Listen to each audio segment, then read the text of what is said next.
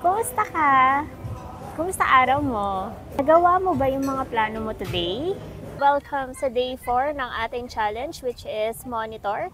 We will be checking if we are staying on track or we're leveling up our progress today. Looking back, honestly, delayed ako sa plano ko. May mga bagay kasi akong hindi nagawa or hindi ginawa. So, ang tanong ko sa sarili ko ngayon, bakit hindi ko siya nagawa? Ano ba yung mga iniisip ko? Ano ba yung mga nararamdaman ko? Or ano ba yung mga bagay na nag-hold back sa akin? Habang nagre-reflect ako, ina-analyze ko yung sarili ko, naisip ko na nandun pa rin pala ako sa old patterns ko. Kahit papano meron pa rin siya.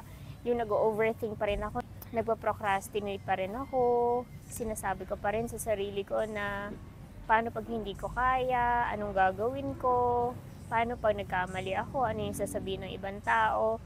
I'm still at that kind of stage na ganun pa rin yung naiisip ko.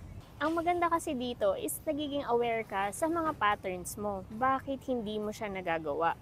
And since alam ko na yung mga kailangan kong palitan sa sarili ko, ang kailangan ko na lang gawin is i-acknowledge ko siya, interrupt ko siya, and mag-take action ako ulit. Sabi nga, pwede ka bumawi ngayon sa mga pagkukulang mo kahapon, pero dapat hindi ito yung everyday mindset mo. And ang nakaka-proud, kasi kahit umuulan, lumabas pa rin tayo. Nakapag-deliver tayo ng barley sa ating client, nakapag-repurchase tayo ng barley, and of course, nakapag-share tayo ng kahit papano regarding doon sa business natin. Which is thumbs up. Also, I was able to send our clothes for laundry, walk, and reach around 9K steps today. And kung feeling mo, sobra ka ng pinanghihinaan ng loob, or iba na yung state mo, it's okay to rest. It's okay na magkaroon ka ng checkpoint na tinatawag namin para dito mo kahit papano i-assess yung sarili mo para mabalik mo yung old state mo para makapag-take action ka pa rin. So yun lang naman ang aking day 4. Maraming salamat. Bukas ulit para sa ating day 5.